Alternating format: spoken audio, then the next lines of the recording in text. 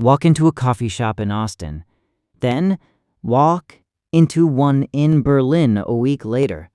Then one in Tokyo a month after that. And listen for 30 seconds to whatever is playing on the speakers. The music will be the same. Not the same song exactly. The same texture. Soft acoustic covers at 75 beats per minute.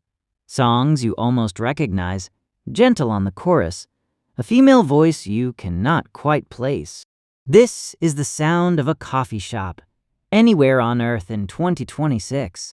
It does not happen by accident, and it does not happen because cafes have somehow converged on the same taste. The cafes themselves are not choosing this music. A small group of companies you have never heard of are quietly choosing it for them. Here on the reason why. Here's what the coffee shop sound actually is. Acoustic guitar, brush drums, mellow piano, a singer covering a song from 2010 you cannot quite identify. The tempo sits between 70 and 90 beats per minute. The energy never spikes. There are no aggressive drops. No songs about heartbreak that demand attention.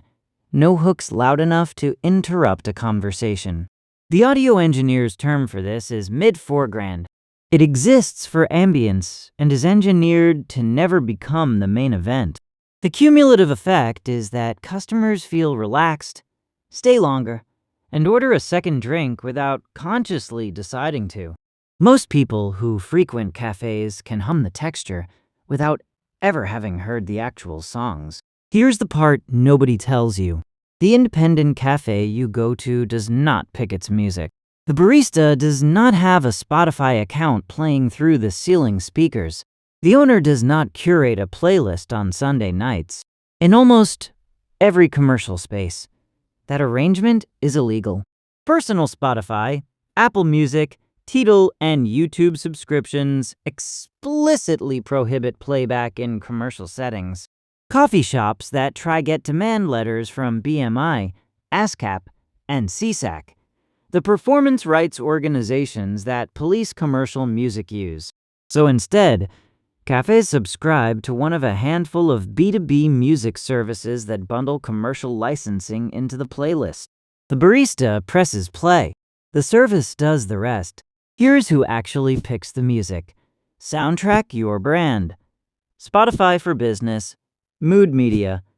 Stingray Business. Cloud Cover Music. These 5 companies together supply the audio for most independent cafes, retail chains, hotels, and quick-service restaurants on Earth. Soundtrack Your Brand alone, headquartered in Stockholm, supplies music to roughly 70,000 commercial locations across more than 70 countries. They have full-time music curators on staff, the same way Netflix has full-time TV curators.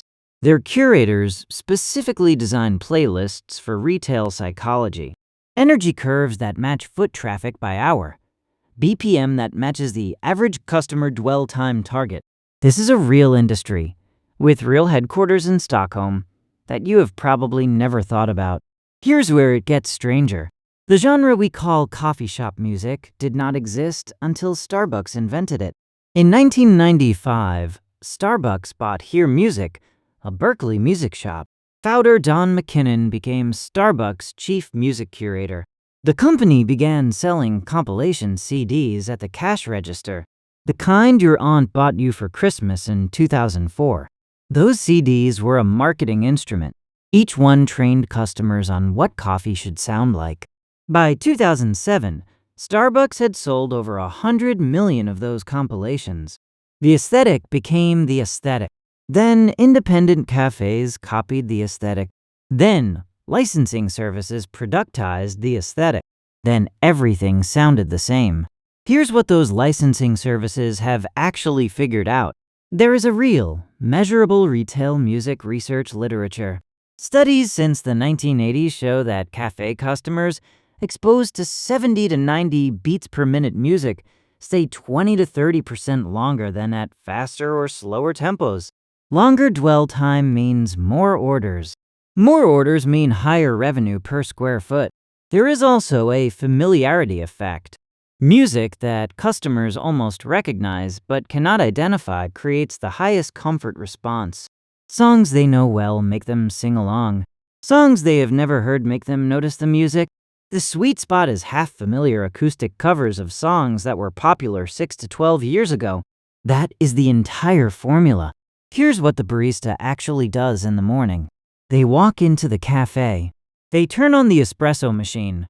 Then they tap a button on a tablet labeled something like Open or Cafe Morning or Lunch Rush. That button is a curated playlist designed by a music team in Stockholm or Boston or Montreal that the barista has never spoken to. The playlist has been Opera tested across thousands of locations. Energy climbs into peak hours, dips for the afternoon, climbs again at 5 p.m., and resets at close.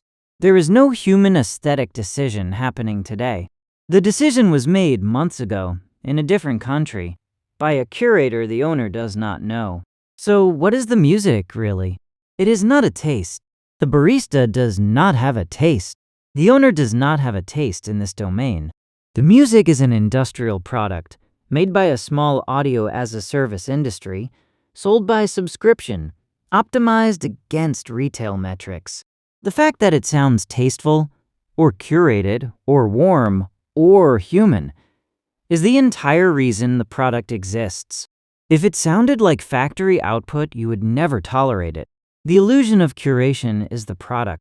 You are not listening to the owner's favorite songs. You are inside a Stockholm software company's energy curve, designed to keep you ordering 30% longer than you would otherwise sit there. Notice what this means about almost every cafe you have ever been in. The owner is real. The barista is real. The espresso machine is real. The cup in your hand is real. The music is not a personal expression of any human in that room. The music is an industrial output, designed in a different city by a curator you will never meet, optimized for a metric the cafe itself does not directly measure. The reason every coffee shop sounds the same is that almost every coffee shop is paying the same handful of companies to make it sound that way. The illusion of taste, the warmth of curation, the feeling that this place feels nice, those are not accidents of the room. They are the product.